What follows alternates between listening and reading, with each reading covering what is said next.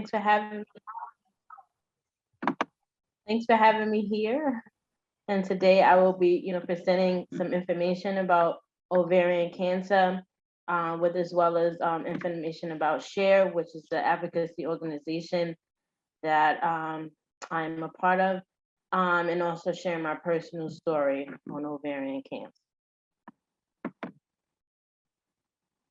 At this time, I'm going to be sharing my screen.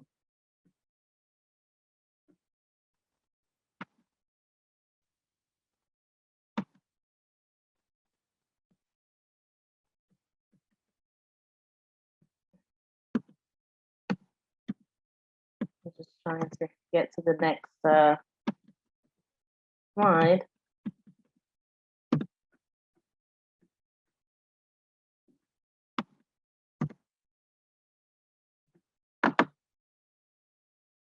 Try that again. Sorry about that.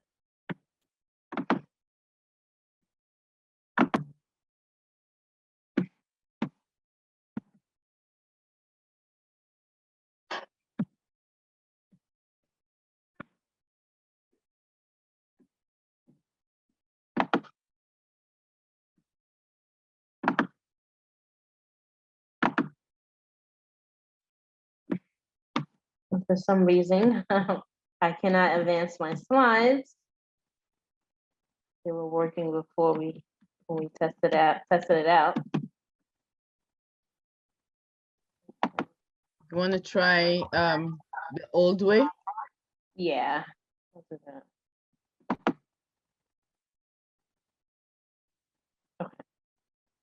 Can everyone see my screen? No. No. No, yeah.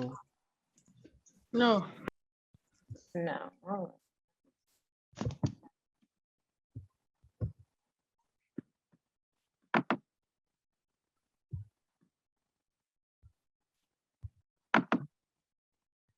No.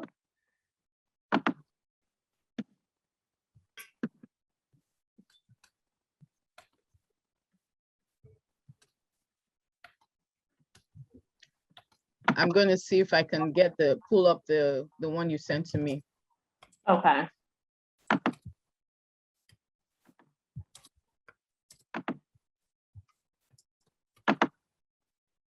Can you see my screen now? Are you able to see my screen now? Yes. Yeah, we can. Okay, thank you. Okay. So, ovarian cancer is the growth of abnormal malignant cells that begin in the ovaries, women's reproductive glands that produce eggs, or in the fallopian tubes. There are three types of ovarian cancer: epithelial, which accounts for 90% of, epithelial cancer, 90% on the outer layer of ovaries. Germ cell cancer, which is rare and starts in the egg producing cells. And stromal cell ovarian cancer, which is 7% in the tissue that contains hormone producing cells. So some statistics about ovarian cancer. Ovarian cancer is the 5th leading cause of cancer deaths in women. About almost 20,000 women will be diagnosed with ovarian cancer in 2022. Over 14,000 women will die of ovarian cancer in 2022. 1 out of 78 women are at risk of developing ovarian cancer. White women are most likely to be diagnosed with or die of ovarian cancer, followed by Hispanic women. When caught early, ovarian cancer can be effectively treated, and less likely the cancer will return. However, in most cases, women are diagnosed in later stages. Recurrence is more likely, but it is hard to predict who will recur. The Foundation for Women's Cancer estimates that 50% of women will survive more than 10 years after being diagnosed with an advanced stage of ovarian cancer. These women may or may not develop recurrence. So some risk factors for ovarian cancer are age. Ovarian cancer is most common in women older than 55, but although younger women can get ovarian cancer, this is rare, but unfortunately in the last couple of years, we've seen an uptick in younger women being diagnosed with ovarian cancer. Childbirth, if you haven't, childbirth, not, giving birth to a child can raise your risk of getting ovarian cancer. Family history, women with a family history who had ovarian, breast, or colon cancer have a higher risk, but 90% of women who get ovarian cancer do not have a family history of the disease. Genetics, the most significant risk for ovarian cancer is an inherited genetic mutation in the gene BRCA1, BRCA2, or Lynch syndrome. These genes are responsible for about 10 to 15% of all ovarian cancers. About 20 to 25% of women diagnosed with ovarian cancer have a hereditary tendency to develop the disease. And HRT is the long-term use of the post-menopausal hormonal therapy or hormonal replacement therapy. To assess your personal risk, the Ovarian Cancer Research Fund Alliance has an ovarian cancer risk questionnaire, which will, can help women out with finding out their risk, if they have any risk of developing ovarian cancer based on some of the risk factors that we've said today.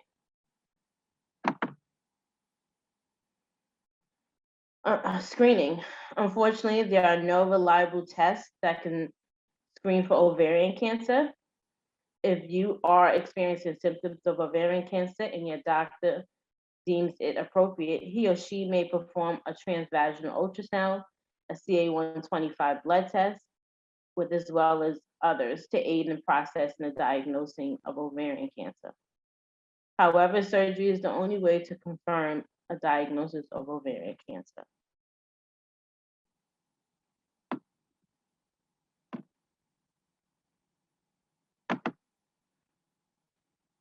So more screening, to talk more about what, the screening tests that we just mentioned in the last slide. A transvaginal ultrasound, a doctor will insert a probe into the vagina and it sends out sound waves to take pictures of your ovaries. This test is used for women who are high risk for ovarian cancer or for women with an abnormal physical exam. The CA-125 blood test is not, the most accurate test to consider when screening women for ovarian cancer. The CA-125 is a tumor marker or a substance in the body that can be a sign of cancer tumors. The CA-125 test measures the amount of this substance in the blood.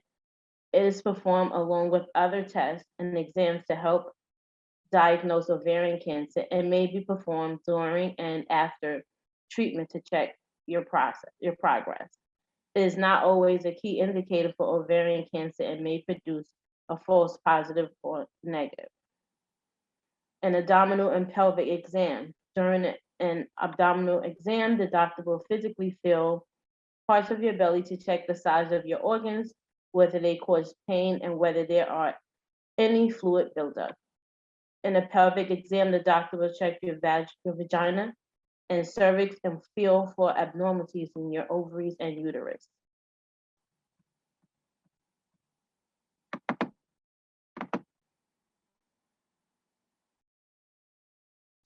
Signs and symptoms of ovarian cancer. There are 10 main signs of ovarian cancer: bloating, pain in the lower belly, feeling full quickly or having trouble eating, having to urinate more often or more urgently. Other symptoms may include back pain, fatigue, trouble with digestion, trouble with bowel movements, pain during sex, and changes in your menstrual cycle. Stages of ovarian cancer. Stage 1, the ovarian cancer is isolated to the ovary or the fallopian tube. In stage 1A, the cancer is isolated to one ovary. And for stage 2, it is found in both ovaries. Stage 3 is found in one or both ovaries with cancer cells exiting outside the ovaries. And stage 1C consists of a rupture of the capsule that is surrounding the ovary. Stage 2C signifies a ruptured capsule before surgery. Stage 1C3 represents cancer cells found in the fluid of the pelvis, abdomen, or cancer of the surface of the ovary. I'm sorry about the blue lines. I don't know how that happened. Okay, so stage 2, ovarian cancer defines growth of cancer involving one or both ovaries and cancer cells that have spread to the pelvic area. In stage 2A, the cancer has spread to the fallopian tubes of the uterus or the uterus. And in stage 2B, the cancer has spread to other pelvic organs. Stage 3 ovarian cancer signifies growth of cancer involving one or more ovaries and the cancer having spread beyond the pelvis. Stage 2A, cancer cells are found in the upper abdomen or lymph nodes. Stage 2B, a tumor less than 2 centimeters in size is visible in the upper abdomen.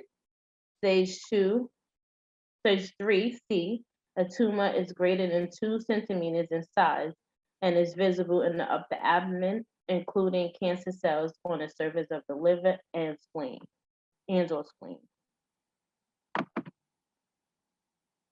Stage 4 is ovarian cancer that has spread widely throughout the body, meaning it has metastasized throughout the body. Stage 4A cancer is found in the fluid around the lungs, otherwise known as, at times can be known as ascites. Stage 4B cancer is found inside the lungs, liver, or spleen, or in the distant organs. Grades of ovarian cancer. Grade 1 describes cancer tissue that contains many healthy-looking cells, which is referring to as well-differentiated tissue. Grade 2 describes cancer tissue in which more cells appear abnormal than healthy, and also called moderately differentiated. Grade 3 describes cancer tissues with a lack of normal structure in which more abnormal than healthy cells appear, also called poorly differentiated or undifferentiated. Treatment for ovarian cancer. The treatment for ovarian cancer can often include surgery and/or chemotherapy or immunotherapy. There are several different surgeries that may be used to remove cancer. Women may have a hysterectomy, which is to surgically remove the uterus, a bilateral scalpendectomy, oophorectomy, surgery to remove both ovaries and fallopian tubes. Omenectomy, surgery to remove the omentum, which is the fatty lining or pad in the abdomen, and/or a lymph node biopsy, the removal of lymph nodes in the pelvic and abdomen, along with a staging sampling of tissue in the pelvis and abdomen. Now I'll tell you a bit about SHARE. SHARE is a nonprofit that supports, educates, and empowers anyone who has been diagnosed with breast, ovarian, uterine, and cervical cancers, and provides outreach to the general public about screening and symptoms. She has been around, for over 45 years now. And within those 45 years, they started out with breast cancer, and they've added ovarian, uterine, and this year we've added cervical cancer to the list of support. We do have ovarian cancer support groups. We have an ovarian cancer support group for women of African descent. And as you can see here, that group meets on the first and third Tuesday of every month from 6 to 7:30 p.m. Eastern Standard Time. We have a group for newly diagnosed, women who are newly diagnosed, which is on the first Wednesday of every month from 6 to 7:30 p.m. And we also have a young women's GYN cancer support group, which meets on the third Wednesday of every month from 7 to 8:30 p.m. Eastern Standard Time. I facilitate that group along with two other facilitators. And the group consists of women who had ovarian cancer, uterine cancer, and cervical cancer. And if anyone would like to reach our ovarian cancer helpline, we have our number here and the SHARE website to check out any of our other educational programs that we have on ovarian cancer, and more information about our support groups, and anything else ovarian cancer related that we have at SHARE.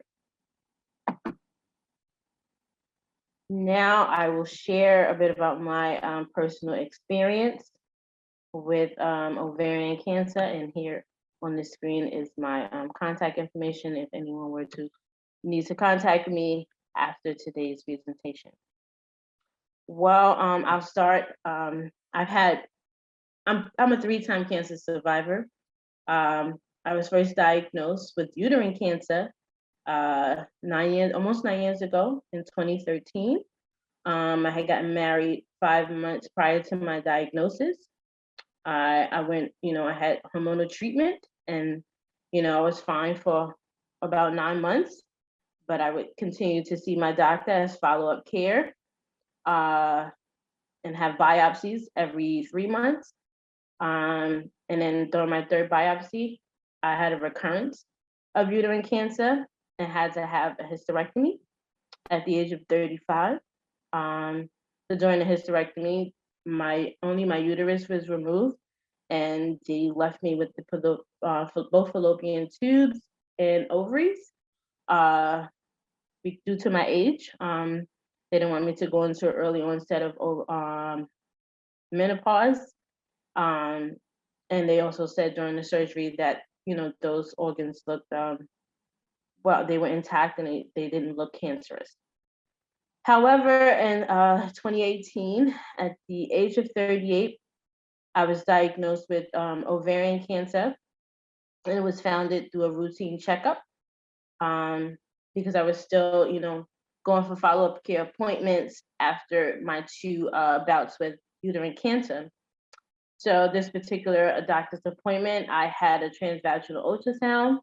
I didn't have any symptoms of that anything was going on. In fact, I felt great. I would have never known other than, going for my checkup that I had cancer. So the transvaginal ultrasound picked up that I had, ovarian cancer, or what they thought was ovarian cancer, the way the cells look. And so I had to go back that particular day and have a CAT scan so they can have a closer look. And the capsule, my right ovary was filled with fluid, as we talked about in one of the slides, with the capsule rupturing and being filled with fluid. And so I had to have surgery, for oophorectomy, and they removed, the fallopian tubes. They removed the lining of the stomach, my omentum, and then I had to have 6 rounds of chemotherapy, which lasted from March until July of that year. I also had genetics testing, which I had never had previously with with the other two cancers that I had, and it did come back that I have something called a genetic mutation called Lynch syndrome, which they think, you know, explains why I've had, you know, cancer 3 times before the age of 50, all within my 30s. And so yeah, today, well, there weren't any support groups when I was diagnosed with uterine cancer, but I found a support group when I was diagnosed with ovarian cancer through SHARE, and then I started working with SHARE in the outreach programs to spread awareness and, you know, in the Black community or communities of women of African descent. And today I want to say that I'm very happy. There is life after a happy life after cancer, and I'm here to support. You know, I do support groups and, you know, the helpline, just sharing my experience as to how I'm doing, what I went through, and any information that I can give out. So I want to say thank you for having me.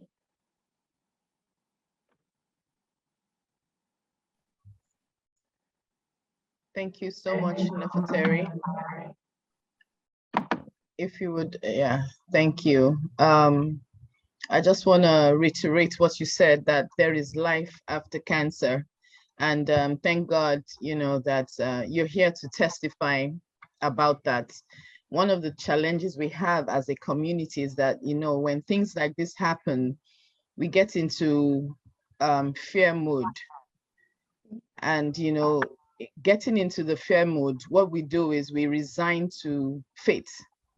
Mm-hmm. Right, so treatment and every other thing that needs to take place is like goes to the back burner unless the support groups are available. So one of the things that I want to say to Let's Talk Cancer is I know that in Nigeria, you know, these issues, I don't know how well, you know, we talk about them, and I am grateful that Let's Talk Cancer is actually taking the initiative to bring these issues to the fore. So before we go into question and answer, I just want to ask, you know, and make a request of Let's Talk Cancer to see how we can start support groups, you know, in Nigeria, because one of the sayings that we have is that a problem shared is half solved. So when someone has a diagnosis and has somewhere to go to talk about it without any fear of being or discrimination or any kind of thing like that, it's like one of the steps to the journey of healing, right? So I'm just calling on Toy and Let's Talk Cancer team to please, we will work with you and ensure that, you know, however we can keep our community safe and healthy, we are willing to take whatever steps are necessary to do that. So we're going to go into the question and answer session, and please, we would like you to post your questions on the chat so that we can coordinate very well.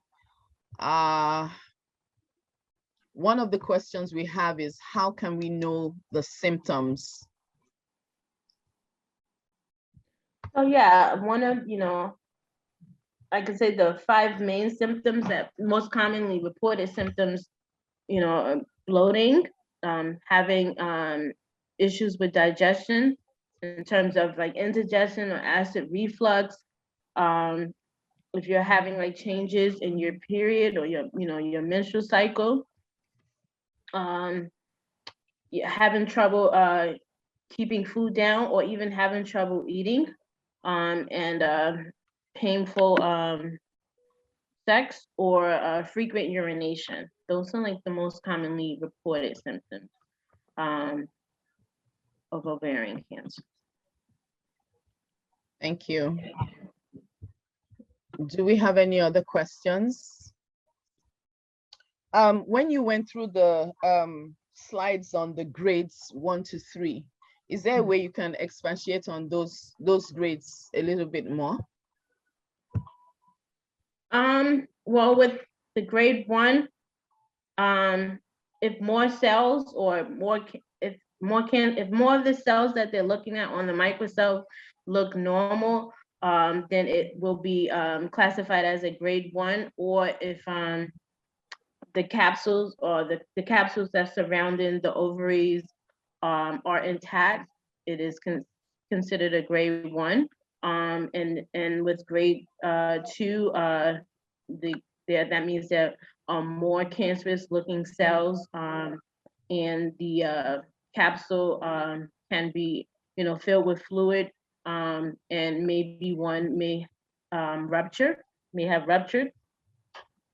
And the same thing with grade 3, both ovaries may look filled with fluid and have ruptured or rupture during surgery. Thank you. Another question is, can one just walk into an institution to request an ovarian cancer test? Well, unfortunately, there aren't, there are no reliable tests for ovarian cancer. But what you can do is, talk to your GYN or your doctor and explain to them, what your symptoms may be, what you're experiencing, and they will most likely have the patient going for a transvaginal ultrasound. If you're having if you're having 3 or more of those symptoms, they will, they may have you go and have a transvaginal ultrasound or do the CA-125 blood test. Thank you. And to explain a little bit more about the CA-125 blood test, it is not always an indicator for everyone. Sometimes, if you do have cancer, like in my case, I had cancer, but I never had an elevated CA-125 level. But there are those who are women who have cancer and they have an elevated, I've heard of women being as much as 2,000, their CA-125 being. So that is an indicator for that particular person, but not for every case. So that's why it's not, a definitive marker to tell. Okay, thank you. After doing the surgery and chemotherapy, immunotherapy, what are the tests you can do to know if the person is cancer-free? Well, what they do is after you complete treatment, they do a CAT scan, and they look to see if they see any cancer, they remove the fallopian tubes and ovaries, so you don't have them anymore. So what they're looking for on the CAT scan are any cancer cells that may have escaped or tumors that may be growing, and if there aren't any, and along with the CA-125 blood test, if all of those things are normal and you're not having any symptoms going on, then they will classify you as something called NED, which means no evidence of disease. And then also a part of the follow-up care will be an in-office abdominal exam or pelvic exam that they perform. So it's both the CAT scan, the CA-125 level, and an abdominal pelvic exam. Thank you. Could ovarian cancer be genetic or hereditary? Yes, they're thinking that more than about 10 to 20% or 10 to 15% of the cases of ovarian cancer are associated with the hereditary genes called BRCA1 or BRCA2 and Lynch syndrome, which account for about 10 to 20% of most ovarian cases. Can you talk a little about how genetic testing is done? Yeah, when you've been diagnosed with ovarian cancer, your oncologist will set you up to see someone called the genetics counselor. And once you have that appointment with the genetics counselor, he or she will give you a swab of the mouth to test the tissues in the mouth, and also a blood test. And they're looking for any genetic mutations that you may have, but mostly the BRCA genes, otherwise known as the BACA1 and 2 genes, are mostly what they're looking for, and the more rare cases are Lynch syndrome. And the BRCA genes are mostly found in people of Ashkenazi Jewish descent, but they're still looking into those with Lynch syndrome, what the population they're mostly seeing with that genetic mutation. Thank you so much. Are there any other questions?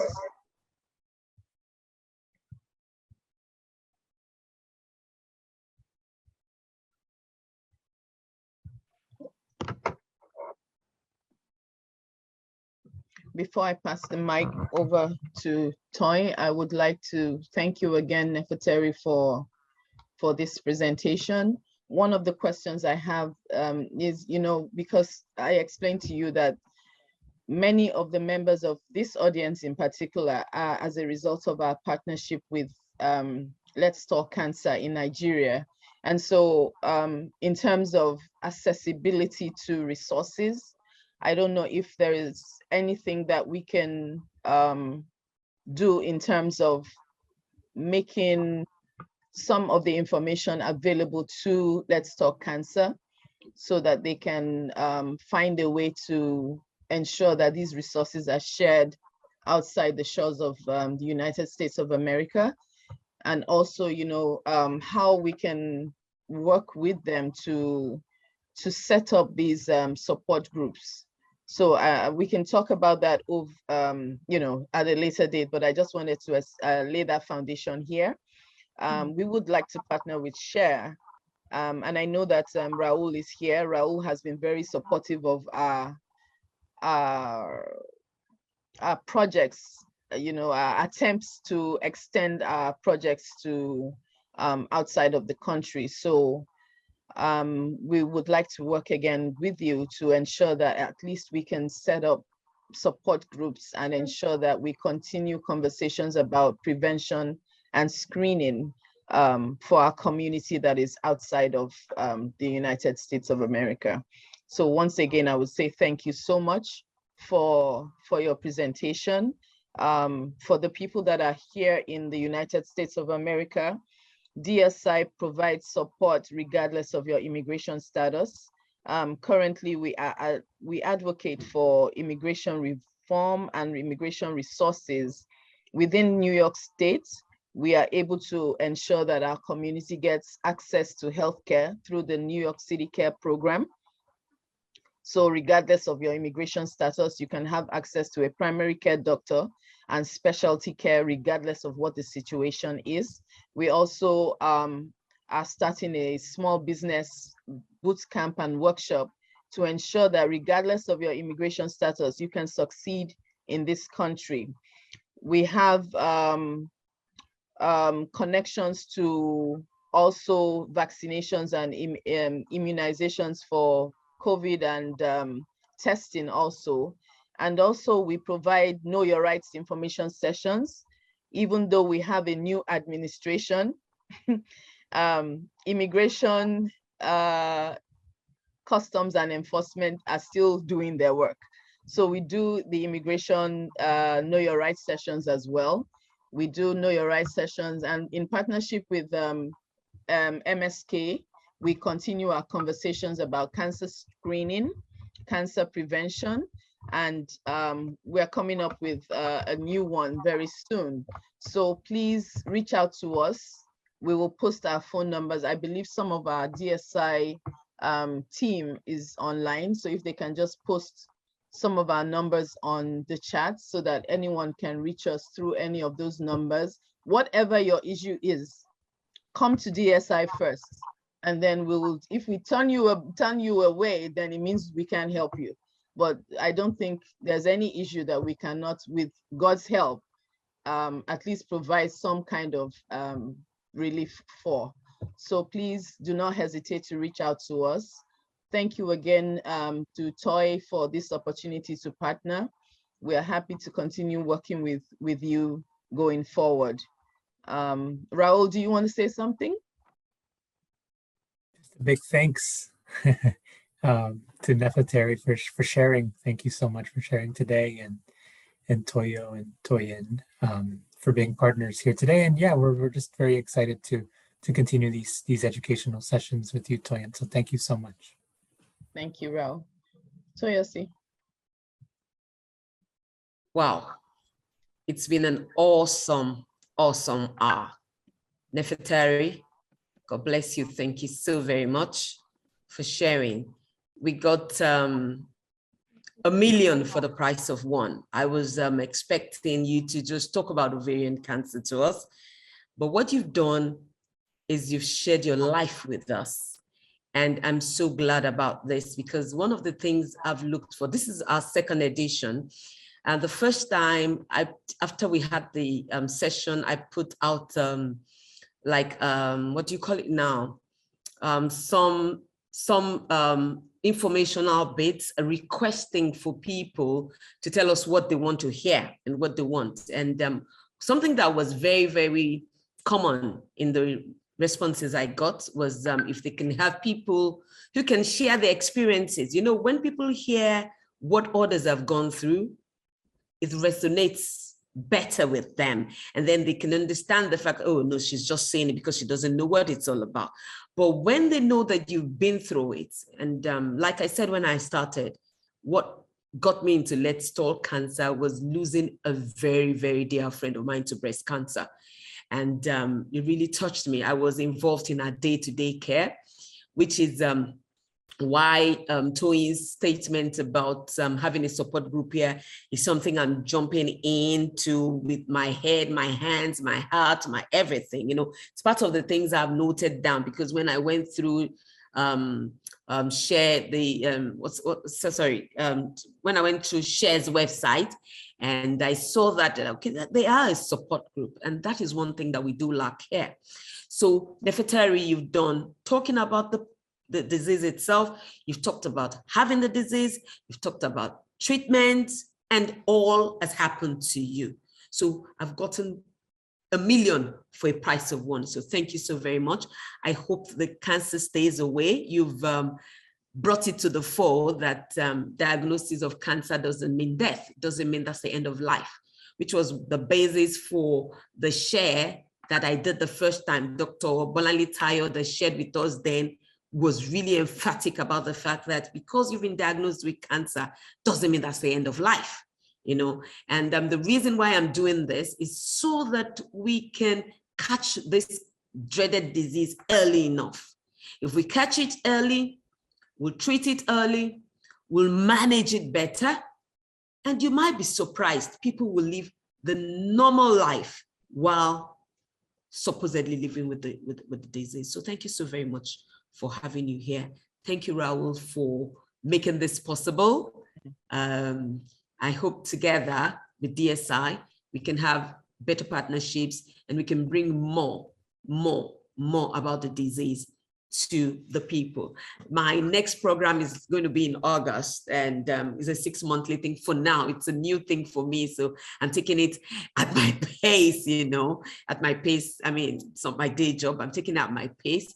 And then I want to talk about breast cancer in depth, you know, and hopefully I'll be able to have someone who can share her own experience as well. My friend is not here to share experience. She passed on, you know, but I mean, if I have people who can share experiences, and then I'm sure we might not be able to beat the disease right away, but we'll be on the path to putting an eradication to it. So I'd like to thank you very, very, very, very, very, very much. I don't know if there's anything Toyin wants to say, Raul wants to say before we close this. Quickly, That support thing, we'll still talk about it, please. yes, definitely. We are seeing requests for different sessions for others. So we are gonna commit to find a way to bring these sessions to you. Toy, please, can you share your information on the chat as well for the benefit of those that are not in the US? They can reach out to you through your own platforms as well. So we'll be reaching out to you as the information sessions are coming up. We are committed to ensuring that the information is getting to as many of our community, both far and wide, as possible. And one of our sisters is saying 6 monthly is perfect, Sister Toya. Last year we were having them monthly, right, Raul? Every month we had one. So we had different, for about 8 months, we were taking one after the other. So we'll see how we can work it out with Toy so that we can ensure that, you know, these sessions continue. Early detection, speak to your gynecologist. Let's not be scared to go for, you know, the annual checkup, right? Let's not be too busy with every other thing in life and then abandon our own health and welfare. We can only do that much if we are whole. So please, let's ensure that we keep our appointments with our doctors. And for those who have not, try and make an appointment to see your doctor. If you're in the United States of America, reach out to us and we will organize how you can have a screening done through Raul's organization, the MSK. And we will also try and see if we can reach out to partners in other parts of the country and in other parts of the world so that we ensure that our community is consistently healthy and safe. So I just want to say again, thank you. I want to be sure Toy has shared her information. Let's talk cancer21@gmail.com if you want to send her an email. Otherwise, you can reach her at 234-802-775-7477. I know this number by heart. So please do not hesitate. And MSK is Memorial Sloan Kettering. Maybe Raul, you want to say just a couple of things, a few things about MSK so that we don't leave without hearing about MSK as well. Yeah, that's good. Please. No problem. Thank you. MSK is Memorial Sloan Kettering Cancer Center. It's a hospital here in New York City that specializes in the treatment of cancer, but our program specifically, it partners with the City College of New York to promote education, research, and training to students, very diverse students and very diverse communities, to reduce and hopefully someday eliminate these health disparities, right, that affect our communities of color. And so that's our main goal. And so we partner with community organizations to provide education to the community. So we're here to also help find appointments for cancer screening. So we provide low cost or even free breast cancer screenings, cervical cancer screenings, prostate cancer screenings, and colorectal cancer screenings for the community. So that can be done at one of our centers, or it can be done at a center near you. The most important part is just to get checked and to get connected to a doctor. So with that, yeah, I just want to say thank you again to everyone here.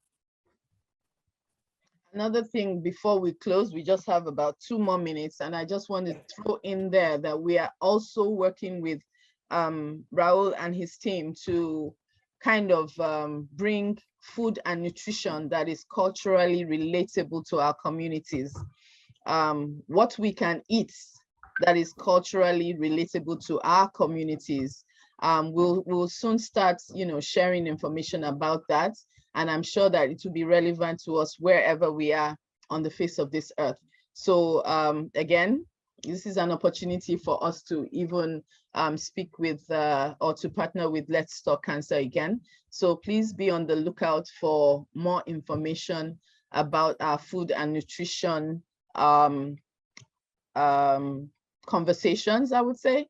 And we hope to build a better and stronger and very, very, very much more healthier community in the future. DSI, you can reach us at DSI International 14 at gmail.com. DSI International 14 at gmail.com, or you can just say info@dsiinternational.org. Thank you so much again for joining us. We hope to see you again soon. Okay. All right. Thank you, Toyin. Thank you so very much, everyone. My sincere appreciation to Nefertari Moore for her impactful delivery and taking time out to answer our questions as well. To Rahul, thank you so much for making her available. To Toyin, I'm going to say this in Yoruba, as we say in Yoruba. My gratitude goes to you and to the entire DSI clan. Many, many thanks for making today possible. And to someone who will be shocked to hear his name mentioned, Adediran Shiyombo, he's the one that does all my graphics and he does it for free. He says that is his own contribution to a worthy initiative. So Adediran, if you are there, thank you so very much. And to you, all our participants, those of you who have joined from wherever in the world, I would like to say a massive, massive big thank you, because all this would have been nothing without you. And so for the video and audio of today's events and the other ones that we've had, you can always find them on our YouTube channel. Just look for Toyo Idris. I don't think I even introduced myself. My name is Toyo Idris. And you will get materials. All this, I put them up there so that people can always go back to it, to listen to it. And maybe there are things you missed that you think you want to go back to. You can always go there and check those things out. Yeah. And our website will be coming up soon. And I'm sure by that time, the partnership with DSI would have been in proper place, and with Cher and with Raul's team as well. And then we'll have so much information, because what we lack this part of the world is information as it affects us. I can say categorically the organizations or health clinics or something that we can talk to. But one thing I know is that Luth has a good cancer center, because when my friend was down, it was part of where we had to go to, and they've got good equipment. I can say that categorically. The place is well funded, well done, but you know, bureaucracy in Nigeria generally, but I think it's a very, very good place to go to. It's practically like a private clinic, okay? So at least that's the information I can give you, to this where you can go to in Nigeria here. So thank you, everybody. Thank you for your time. Let's stay safe. Let's check. And by the way, to those who sent me messages, I eventually got my colonoscopy done. I am clear, because I was worried. I was having all the funny symptoms, but I did the colonoscopy and it's all good. So thank you, everybody. Thank you. Thank you. Thank you, everybody. Toyin, love you loads. Nefertari, I'm going to stay with you. Thank you. Bye, everybody. Thank you. Have a wonderful evening and a good day. Cheers. Bye.